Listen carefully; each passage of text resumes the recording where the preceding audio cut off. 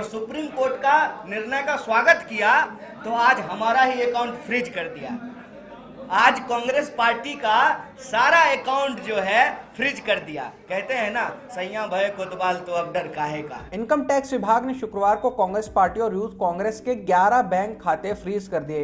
विभाग ने इस कार्रवाई का कारण बताते हुए कहा कि कांग्रेस ने साल 2018-19 का इनकम टैक्स रिटर्न सही समय पर दायर नहीं किया था। कांग्रेस का कहना है कि उसने आयकर अधिनियम की धारा 39 का पालन करते हुए 31 मार्च 2019 से पहले ही 2 फरवरी 2019 को रिटर्न फाइल कर दिया था। आयकर विभाग ने कहा है कि रिटर्न फाइल करने की आखिरी तिथि 30 नवंबर 2018 थी। इसके अलावा कांग्रेस ने अपने 23 विधायकों और सांसदों से 11.49 करोड़ रुपए की रकम भी ली थी, जिसे चंदे की श्रेणी में न रखने के लिए आयकर विभाग ने कार्रवाई की। कांग्रेस का कहना है कि पार्टी के सदस्यों से ली गई रकम को चंदे की श्रेणी में नहीं रखा जा सकता। कांग्रेस ने इनकम टैक्स डिपार्टमेंट की इस कार्रवाई को चुनौती देते हुए फौरन ही आयकर अपील अधिकरण का रुख किया। अदालत ने कांग्रेस को त्वरित राहत पहुंचाई और उसके बैंक खातों पर से प्रतिबंध हटा दिया। हालांकि न्यायालय ने यह भी कहा कि उसे अपने खातों में कम से कम 115 करोड़ रुपए रखने होंगे। इस सबके बीच एनएसयूआई के इंचार्ज कन्हैया कुमार ने केंद्र सरकार को निशाना बनाया।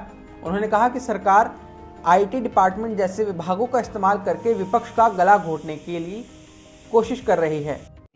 तो ये जो मॉडल है, ये जो पकोरानोमिक्स है, इस पे हम लोग सवाल उठा रहे हैं। और मजेदार बात देखिए, उल्टे चोर कोतवाल को डांटे, ये कहावत आप बिहार में सुने होंगे कि जब हमने इलेक्टोरल बॉन्ड को गलत बताया और सुप्रीम कोर्ट का निर्णय का स्वागत किया तो आज हमारा ही अकाउंट फ्रीज कर दिया।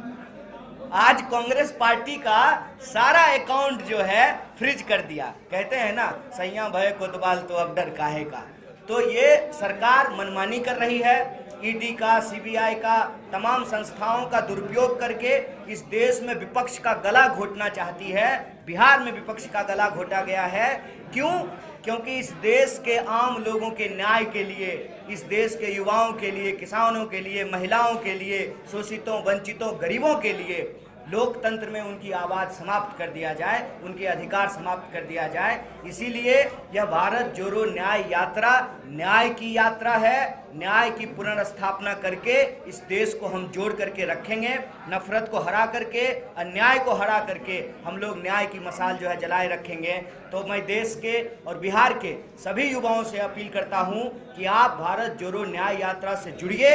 अपने रोजी रोजगार के लिए, अपने हक के लिए आप न्याय योद्धा बनिए। बहुत बहुत धन्यवाद। देखिए, ये सरकार जो है हेडलाइन मैनेजमेंट करती है, डाइवर्जनरी टैक्टिक्स अपनाती है।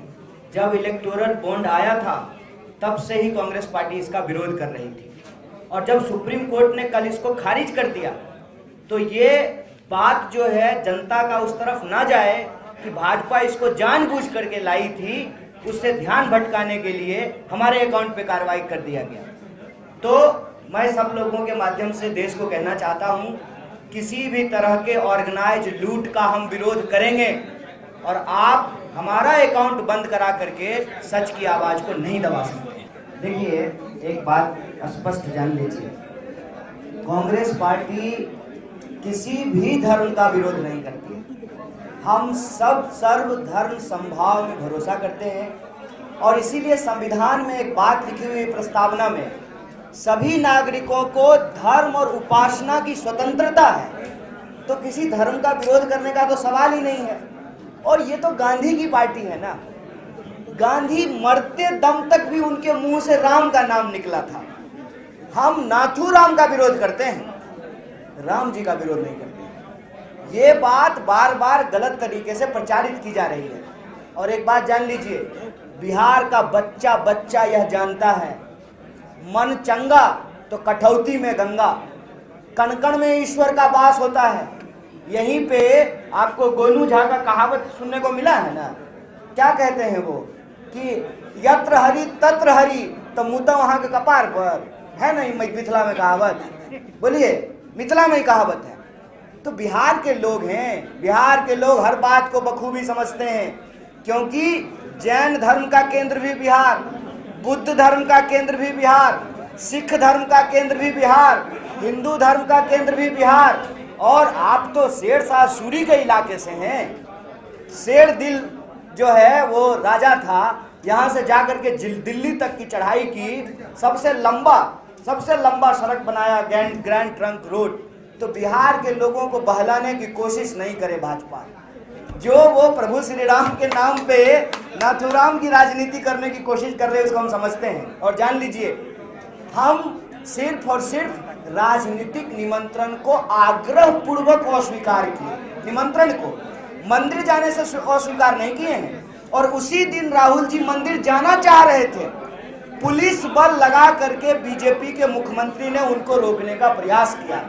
धर्म के नाम पर जो इस देश का लोगों का रोजगार और धंधा पानी लूटा जा रहा है ना, ये खेल समझने का जरूरत है। डिवाइड एंड रूल, फूट डालो राज करो की नीति से हमको बचना पड़ेगा और इकट्ठा होकर के न्याय के लिए लड़ना।